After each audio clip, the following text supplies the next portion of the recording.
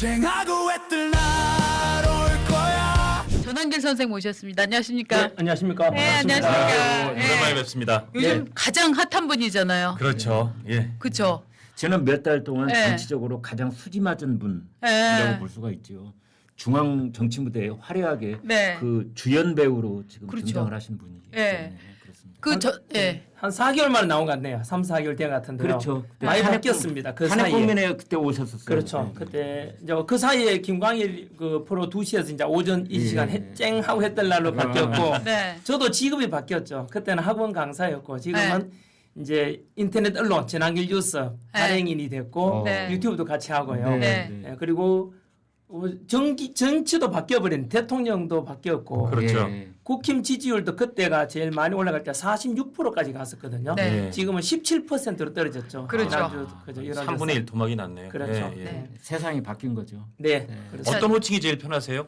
그래도 그냥 익숙한 게 강사 생활을 했으니까 선생 그냥 전한길 선생 뭐 전한길에 한길에 하든지 마음대로 몸에 제가 이렇게 불러달라고 말했으면 한길아. 되니까 선생 이 표현이 더 편하시다 이거죠. 익숙하죠. 익숙하단 네. 말씀이죠. 예, 예. 그 우리 전한길 선생 전한길이라는 이름은 정말 강력하게 지지하는 사람이 있고 강력하게 비토하는 사람이 있는 이름인 것 같아요. 네. 이제 왜 지지하는 사람들은 지지를 하고 정말 전한길 때문에 국민의힘이 망한다라고 하는 사람은 왜 그렇게 얘기한다고 보세요?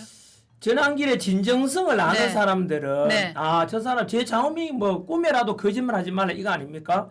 그래서 저는 내 손해 보더라도 욕 먹더라도 할 말은 하고 네. 그냥 아 이 사람은 진정성이 있구나 진짜 보수주의에 제대로 된 사람이구나라는 사람들은 많이 지지할 거고 반면에 전한길이한테 정치적으로 반대편에 있는 사람들은 불편할 것이고 그래서 어쨌든 극우몰이 해야 되고 뭔가 이상한 사람을 이렇게 해야만 될 거니까 정치라는 것은 어쩔 수 없죠. 제가 학원 강의할 때는 거의 그냥 좋아하는 수험생이 거의 90%, 예. 별로다는 사람 10%라면은 정치로 딱 오는 순간 절반은 원래 반대편에 서게 되지 않습니까? 뭐 어쩔 수 없는 거죠. 그게 이제 좌파에서 전한길이라는 분을 극우로 모는 게 아니라 네. 지금 문제의 핵심은 국민의힘 내에 있는 비교적 온건한 보수 층이라고 하는 분들이 전한길 비토력이 굉장히 강하단 말이죠. 그들이 잘못된 거죠. 왜냐하면 왜 민주당하고 같은 소리 하죠? 민주당이 전한길을 극우로 하면은 같은 보수라면은 진짜 보수라면 야 극우가 어딨냐 전한길이 극우랑 증거대봐라 라고 하는 게 정상일 건데 국힘 안에서도 민주당과 똑같은 목소리를 낸다는 것은 그것은 뭔가 잘못됐지 않습니까? 아니요. 민주당이랑 똑같은 소리를 내는 게 잘못이 아니고 네. 그 팩트에 대해서 왜 국민의힘의 온건한 보수가 전한길을 비토하는가에 대해서만 한번 포커싱을 정치적 해보시죠. 견제 세력이 되기 때문에 자기들이 뭐 좀 불편하겠지요. 예를 들면은 네. 그분들께 말씀드리고 싶어요. 지금도 마찬가지로 아마 앉아 계시는 우리 앵커분들도 전한길 하면 보수 극우 아닌가? 뭐 시청자분 중에도 그렇게 생각하는 사람 많지 않습니까? 예. 여론몰이 언론이 그렇게 보도되면 그렇게 알려지는데요. 저는 이 방송에 또 이 방송 통해서도 저는 바로 잡아드리고 싶어요. 극우가 뭐죠? 라고 물으면은 네. 예, 극우가 뭐죠? 극우라고 하면 역사적으로요. 대표적인 사례가 히틀러 나치즘 바로 극단적으로 인종차별통 유대인 학살하고 폭력성이 동반되거든요. 일제강점기 때 일제군국주의 있죠. 예. 이 조선 침략하고 중일전쟁 이렇게 해서 결국은 많은 사람 학살하고 우길기 들고 막 이런 게 극우예요. 뭐 그다음 그 외에도 미국의 백인 우월주의 KKK 이런 게 있지 않습니까? 예. 흑인들 막 학살하고 학대하고 하지만 전한길을 저우리에 달아보십시오. 지금까지 단 하나라도 폭력성이 있었는가요? 없지 않습니까? 제가 수없이 아스팔트에 나갔지만 언제나 통합과 화합과 평화와 법치, 공정, 상식을 주장했거든요. 이런데 왜 극우라고 매도하겠습니까? 그것은 정치적 반대편에 있는 좌파들이 또는 민주당에서는 전한길을 어떻게 하면 분리시킬까? 그럼 프레임을 씌우는 거죠. 그 민주당의 끈앞풀이 되는 언론도 역시 같이 보도하니까 그 보도를 듣고 나서 사람들은 전한길이 극우구나라고 잘못된 인식을 갖게 되고 그 여론에 의해서 국힘 안에서도 안철수나 김용태나 한동훈이나 또는 조경태 이런 사람들이 자기들 입장에서는 전한길이 약간 견제 세력이 되니까 반한 쪽이니까 극우로 해서 편성하는 거죠. 그래서 저는 시청자분들께 국민들께서 이제 진실을 알았으면 좋겠습니다. 그리고 조금 전에 말씀드렸던 조경태나 또는 뭐 한동훈이나 안철수나 김용태한테 불러가 1대1로 야 내가 전한길 극우랑 정감돼 보시오. 당신들은 정치를 하기 전에 국어 사전부터 공부 좀 해라. 국어 공부부터. 그분 뜻이 뭔지 아냐고 하면 아무 말도 못할 겁니다. 금방 말씀드렸지 않습니까? 아나운서에도 마찬가지로 지난주에 거부란 증거돼 보세요. 저는 이 시간 이후로 이 방송에서도 전환길에 대해서 거부라고 표현하면 안 된다라고 저는 생각합니다. 그렇다면은 네. 이제 안철수 의원의 경우에는 네.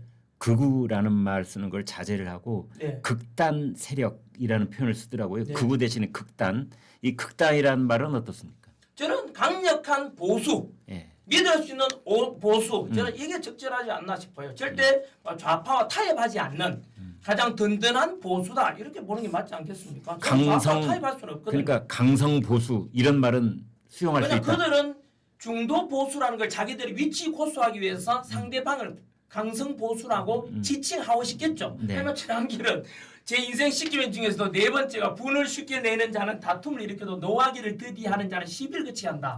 그렇지 않으로서 언제나 저는 온유한 걸 주장해요. 예. 그리고 제가 탈핵 반대 아스팔트 나올 때도 탈핵 찬성하는 쪽도 제 연설문에 많습니다. 그들도 우리 국민 아닌가? 나는 그들을 설득해 나가겠다. 왜 탄핵을 반대해야 되는지. 당신들이 탄핵을 찬성한 이유는 언론과 좌파 민주당의 세뇌되어서 그런 거 아닌가? 내가 진실을 알려드리겠다. 결국은 우리 같이 가야 되지 않겠는가? 늘 화합을 강조했거든요.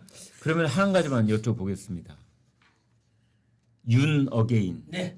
그런데 윤석열 전 대통령의 파면을 취소한다는 건 불가능하고 정계 복귀도 불가능한 것처럼 보여요. 현행법상으로는. 네. 그런데도 불구하고 윤 어게인을 외치는 이유는 뭡니까? 먼저 윤석열 대통령에 대해 의견이라면 윤석열을 지지하느냐 아니냐로 봐야 되지 않겠습니까? 그죠? 예. 지지한다면은 뭐 윤어게인 주장할 수도 있겠지요. 그죠? 그리고 윤어게인에 대한 의미도 제가 한번 더 말씀드릴게요. 첫 번째 윤석열 대통령에 대해서 처음에 우리가 국민들도 그랬지 않습니까? 처음에는 지지율이 비상기업 당시에는 17%였거든요. 12월 달에 작년 12월 달에. 하지만 예. 그 뒤로 국민들이 알아버렸죠. 뭐를요? 왜 비상기업 선포했지? 미친 거 아니야 이거? 라고 했던 사람들 저도 그랬고 하지만 알고 보니까 야 비상기업 선포할 수밖에 없었구나. 더불어민주당이 탄핵 미친 듯한 20회의 탄핵을 했지 않습니까? 행정부 마비시켰고 일반기 예산 삭감으로 대통령 특활비 82억도 빵을 만들고 그리고 뭐 이런 속에 또 뭐 부정선거에 관한 것도 해결하려고 했는데 이런 걸 보게 되면은 저는 윤석열 대통령에 대해서 비상기업 선포했는 것은 헌법상으로도 여전히 내란이라 하면 안 되지 않습니까? 지금도 많은 국민들이 야 비상기업 내란 아니냐는데 내란이라 증거 단 하나라도 가져와 보세요. 비상기업은 헌법 77조에 보장된 대통령의 고유 권한이에요. 그렇지 않습니까? 지금도 내란 그 형사재판 중에 있지 않습니까? 그렇죠. 그리고 예. 초등학교, 중학교 사회책에 나와요. 형이 확정되지 않을 경우에 형벌이 확정되지 않을 경우에는 무죄 추정 원칙이 있잖아요. 따라서 어느 누구도 아직도 윤석열 대통령이 1심도 선고받지 않았기 때문에 내란이라 말하면 안 되죠. 내란 혐의를 받고 있다는 표현이 맞죠. 그렇지 않으면 이재명도 북한에 돈 800만 원 갖다 줬잖아요. 이화영이 부지사가 7년 8개월 형 확정됐잖아요. 그건 대법원에서. 그럼 왜 도지사 이재명은 그건 뭔데요? 그래 따진다면 이재명도 재판 지금 뭐 연기해버렸잖아요. 예. 그럼 이재명도 뭐 북한 돈 갖다 줬으니까 이적주 아니야. 간첩아 이렇게 하면 안 되잖아요. 그것처럼 분명히 용어 정리를 좀 분명히 해야 된다고 생각하거든요. 그리고 물론 이제 그 뒤로 국민들 절반 이상이 50% 이상이 탄핵을 반대했고 윤석열 대통령에 대한 탄핵은 안 된다. 이거는 직무복귀가 정상이다. 그리고 그것이 즉 뭐 각하되거나 또는 복귀하는 게 맞겠죠. 예. 기각돼가지고 그게 50% 넘었는데 어느 순간 뭐 헌재에서 80% 8대 0으로 이렇게 선고해버리니까 여론도 바뀌고 내란몰이 조기 대선에서 내란 수기하니까 사람들 전부 다 세뇌되고 마치 제 맞은 것 같아요. 내란이구나 하는데 아직도 아까 말씀드린 대로 원칙대로 말하면은 아직은 내란에 말하면 안 되죠. 형이 확정되지 않았잖아요. 무죄가 될 수도 있지 않습니까? 그렇지 않습니까? 그래서 그런 차원에서 저는 윤석열 대통령이 억울하게 당하고 있다. 형사재판도 멀쩡히 잘 받고 있잖아요. 이재명처럼 재판 연기하지 않았잖아요.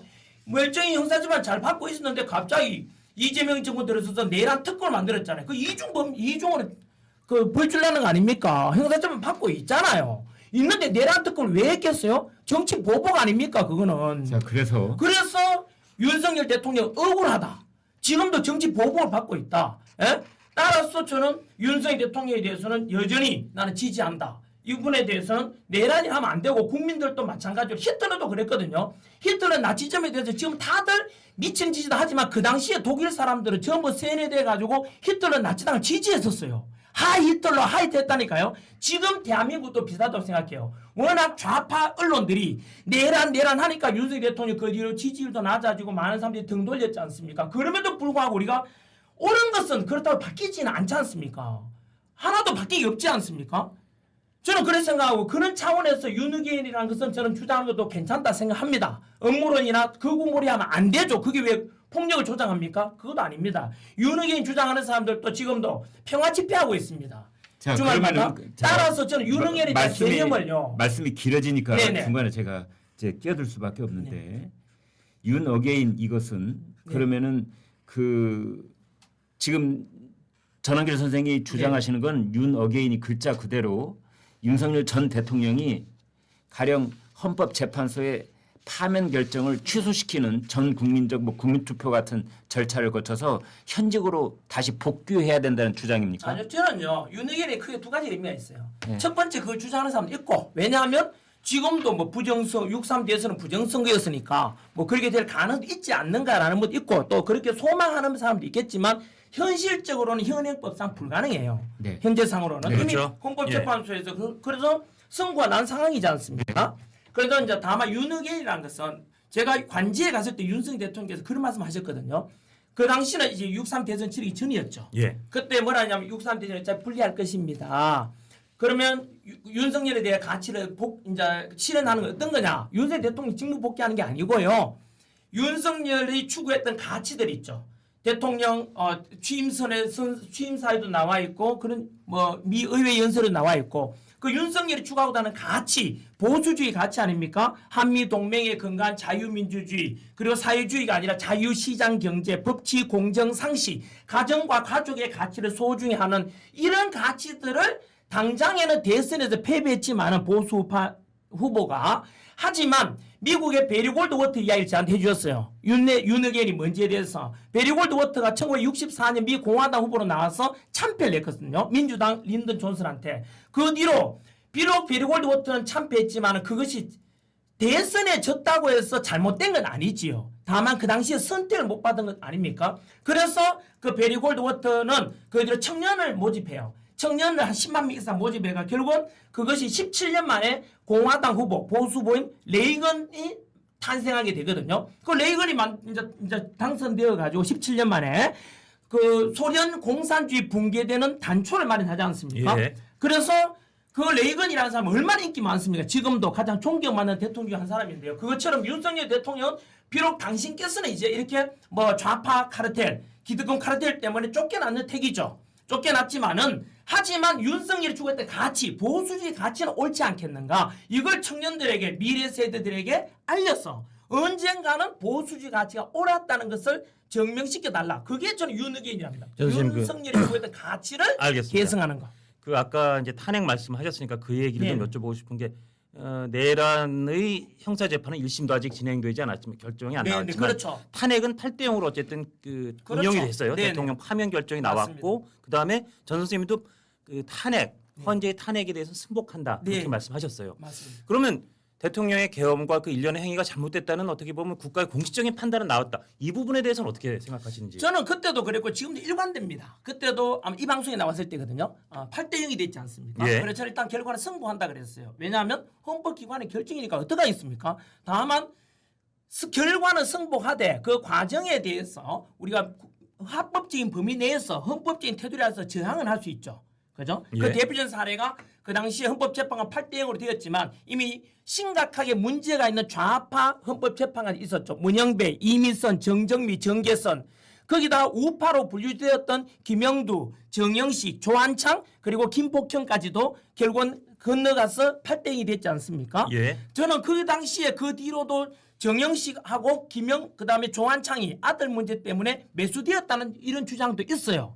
그래서 저는 이거 비열하고도 비굴한 헌법재판관들이다. 불의한 재판관이다. 을사팔적이라 불렀거든요. 앞으로도 저는 역사에 그렇게 저는 계속 주장할 겁니다.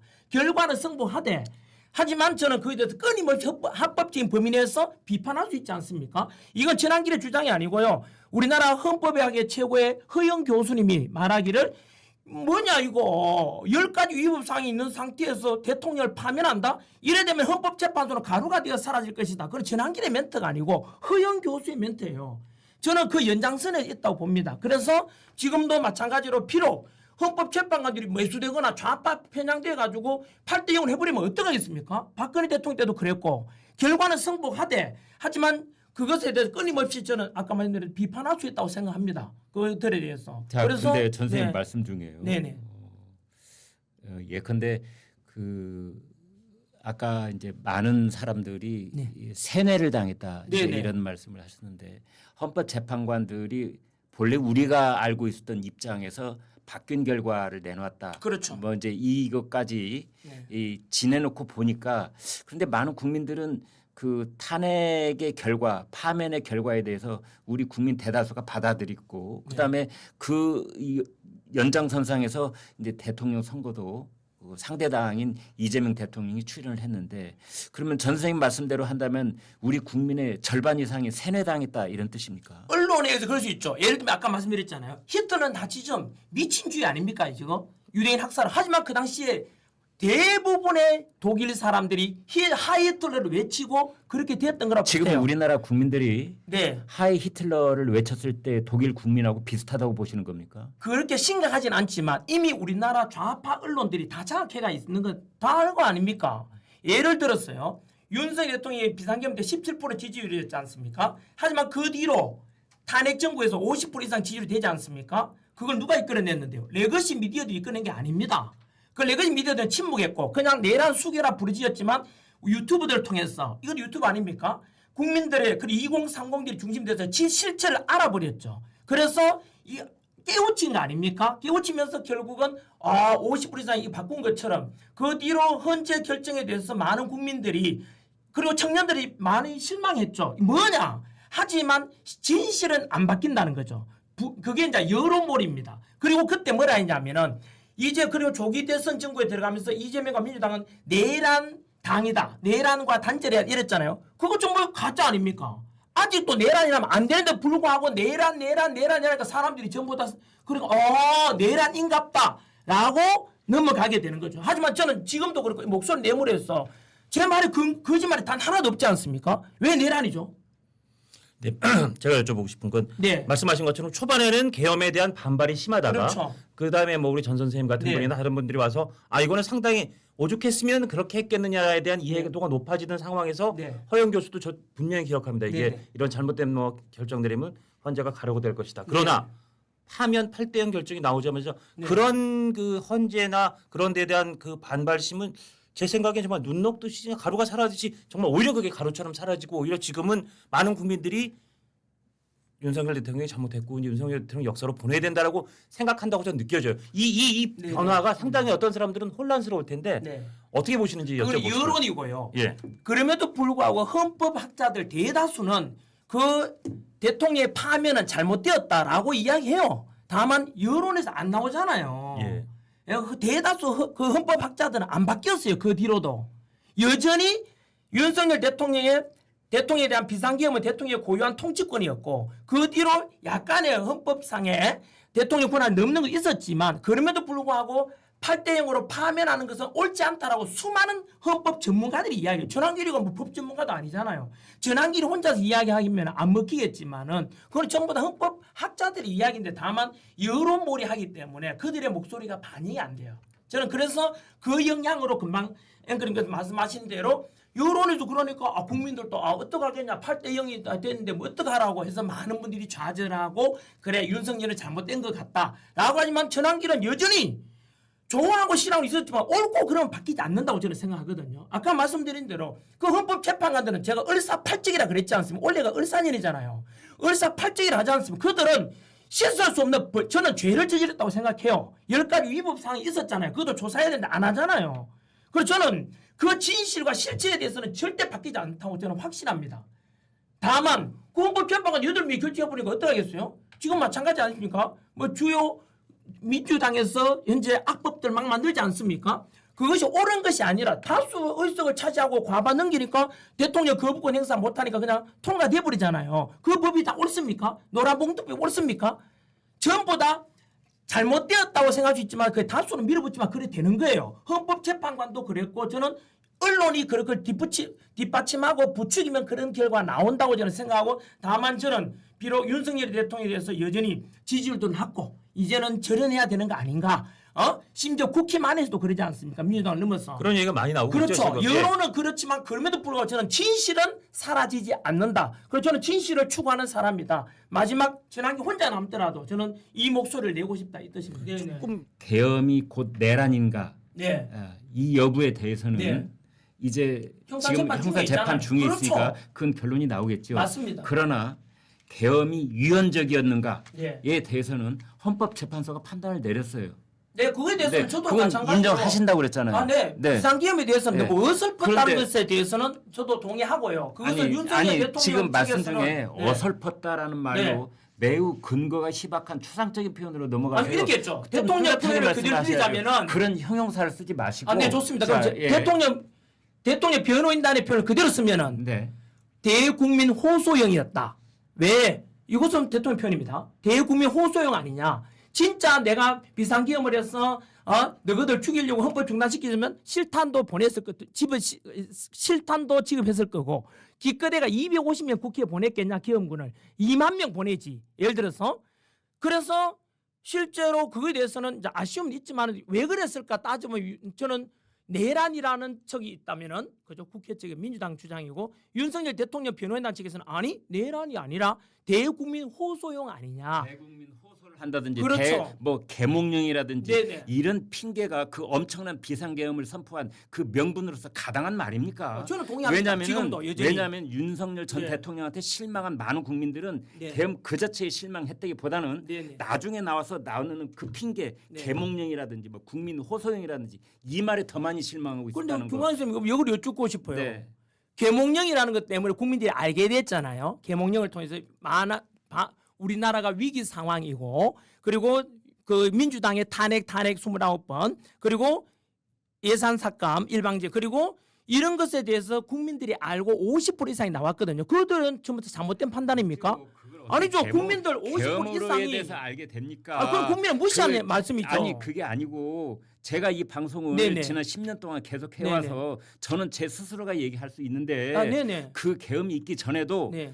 민주당이 입법 폭주, 네. 그다음에 줄탄핵, 네. 그다음에 그 예산 삭감, 네네. 이거는 정부의 발목을 노골적으로 잡는 일이다. 얼마나 목에서 피가 나고 얘기를 했는데요. 네, 네. 그것이 꼭 윤석열 대통령의 계엄에 의해서 알게 됐다는 말은 굉장히 과장되고 네. 그 억강부회하는 그런 측면이 있어요. 그래서 그걸 갖다 붙이는 느낌 때문에 네네. 사실은 저는 결과적으로 그게 그 중도층에 있는 그 유권자들을 등돌리게 만드는 결정적인 게 계엄 그 자체에도 있지만 나중에 윤석열 대통령이 그걸 변명하면서 내놓는다는 그 계몽령 말 때문에 가령 그 좌파 쪽에 있는 유권자들이 더 실망했을 것 같습니까? 중도층인 사람들 실망했을 것 같습니까? 그거는요 김광희 쌤의 혼자의 저는 생각이라고 저는 말씀드리고 싶어요. 왜냐하면 여전히 그때 국민 51%거든요. 펜앤 마이크 자기는 혼자 생각 많이 얘기하면서 아니 내가 50% 그 국민들은 그만 뭔데요?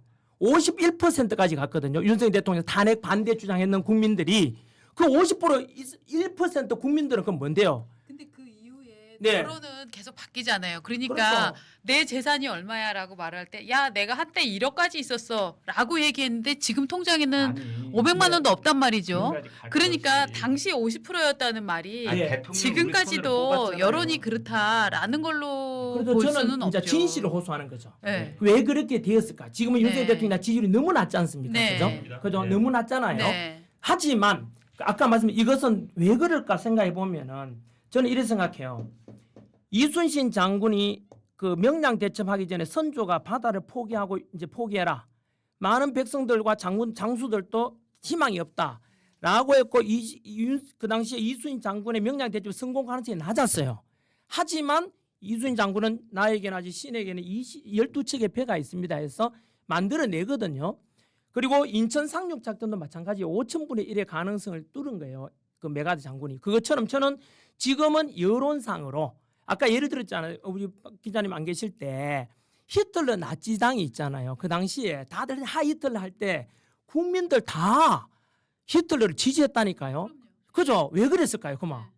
지금 생각해 보면은 끔찍한데 왜 히틀러를 지지했을까요? 그게 바로 여론몰이 되고 이렇게 하게 되면 사람들은 그렇게 되게 돼 있어요. 선생님 네. 말씀 중에 제가 다른 건 다 인정을 네네. 해도 윤석열 전 대통령 탄핵에 찬성하는 그 여론 지표상에 나타난 국민의 네네. 여론을 히틀러에 지지했던 동일 국민에 비유한 거는 매우 부적절하다고 아니 저는 제 말은 생각합니다. 딴 거예요. 아니고 그럼 매우 지금 부적절합니다. 우리나라 언론이 네. 레거시 미디어 그렇게 되고 민주당이 그렇게 부르짖고 레거시 미디어가 네. 조선일보도 포함이 될 텐데 네. 그런 쪽으로 저희가 신문 기사를 쓴 적도 없고 여론을 그런 쪽으로 이렇게 몰아가려고 한 적 절대 없습니다. 제가 그거는 그 뭐 국민이 레거시 판단할 거라고 해요. 아니 더 이럴 때는 또 국민 판단이래요. 네. 왜냐하면요. 네. 저는 이렇게 또 말씀 하나만요. 네. 네, 일단 그거는 이제 국민들 판단을 맡기고요. 저는 네. 다만 그때 계몽령을 통해서 국민들이 진정성을 알았다. 윤석열 대통령. 저는 지금도 그걸 지지하고 있는 사람이고요. 네. 뭐 좋아하든 안 하든 간에. 네. 두 번째는요. 예. 윤석열 대통령이 과연 비상계엄에 잘했냐 못했냐는 네. 저는 역사가 좀 더 지나봐야 나온다고 생각합니다. 왜냐하면요. 윤석열 대통령의 비상계엄 선포 첫 번째 이유가 뭐냐면 반국가 세력 척결이었거든요. 네. 그런데 그 결과 윤석열 대통령 파면됐고 새 정부가 탄생했어요. 이재명 정권이. 탄생하자마자 지금 일어나는 일들 보면은 저는 윤석열 대통령의 판단이 옳았다고 보는 거죠. 시간이 좀 더 지나봐야 되겠죠. 이 이제 대한민국이 어떻게 되느냐에 따라서 진짜 윤석열 대통령이 반국가 세력 척결하는 게 맞았구나라고 할 수도 있고, 에이 그건 아닌 것 같다, 잘못 판단한 것 같다라고 할 수도 있다. 저는 역사 강사 출신으로서 네. 조금 지나 보면 이렇게 평가는 달라질 수 있지 않겠는가라고 말씀드리고 싶습니다. 최근에 윤석열 전 대통령 면회 가신 적 있습니까? 면회 가려고 했는데 예. 그 특검팀에서 조원석 특검팀이 금지시켰잖아요. 네. 그 전에는 면회하신 적 있어요? 아니요, 못했죠. 예. 그리고 왜냐 구속된 일만 안 됐잖아요. 관저에 있을 때는 이제 만난 예. 적이 있고요. 예, 사제도 몇 번 갔었고 아 그러세요? 네네. 아, 몇 번? 네, 몇 그리고- 번쯤만 가셨습니까? 뭐 횟수는 정확히는 기억 안 나는데요. 한 서너 번 이상. 네, 그래서 아, 윤석열 대통령께서는 지금도 마찬가지로 뭐 다들 절연하지 않습니까? 심지어 친윤들까지도 어느 정도 관계 단절 내란으로 같이 몰릴까 싶어가지고 저는 국힘 의원들 용기가 없다 생각해요. 그리고 윤석열 대통령 다 버리는데 저보고도 좀 다들 주변에서 진짜 절연해라 막 하잖아요. 제가 살아남기 위해서. 저는 싫어요. 정치 안 하고 말지. 사람이 신의가 있어야 되지. 예? 저는 왜냐하면 윤석열 대통령 옳았다고 이런 생각이 때문이고요. 그다음 면회는 못 갔지만 저는 이틀 전에 아는 변호인과 가족들만 면회 가능해요. 네. 그래서 그 면회 갔다 온 변호사분께 저한테 알려주시더라고요. 아, 예. 내부가 어떠냐 이러니까 예, 예. 가기 전에 저는 물었어요. 혹시 음. 대통령께 하고 싶은 말이 있느냐. 저는 접견을 못하지만 변호를 할 수 있으니까. 저는 했죠. 트럼프 대통령한테 편지 한번 써라. 지난번에 모스탄 대사한테 편지 주고받았지 않습니까? 그것처럼 트럼프 대통령한테도 편지 한번 써. 그건 자유잖아요. 민주주의한테 뭘 우방국가 대통령한테. 트럼프 대통령이 대한민국의 한미동맹이 중요합니다. 이런 꼭 나를 살려달라 그게 아니고 대한민국이 가야 될 방향 이렇습니다. 이제 편지 쓸 수도 있잖아요. 그걸 제가 부탁드렸고 그다음에 국민들께도 메시지 내도 된다. 저는 말씀드렸고요. 근데 짧은 시간인데 면회 갔다 와서 하실 말씀이 첫 번째 너무 열악하다는 거예요. 첫 번째 1.8평이라더라고요. 화장실 빼고 나면은 그냥 누우면은 자리가 없어요. 운동도 못 해요. 그리고 책상이 있느냐? 책상도 없어요. 그냥 그 그적대기 같은 거 있잖아요. 그 골판지 그거 접어가지고 거기다 성경 얹어놓고 거기서 성경 읽고 그렇게 한다 하더라고요. 그리고 건강도 안 좋으시고 너무 심하거든요. 왜 전직 대통령이잖아요. 내란에 대해서 아직 형도 확정 안 됐잖아요. 그럼 무죄 추징 원칙이라는 건 중학교 사회책에 나오는데 그러면 적어도 내란 수결하고 혐의를 있지만은 형이 확정되지 않았으면 전직 대통령에 대해서 최소한에 어느 정도 예언해 줄 필요가 있지 않습니까? 박근혜 대통령이나 MB 때도 그랬고. 그런데 1.8평짜리 방에 누웠고 나면 자리가 없어요. 그 운동하겠어요?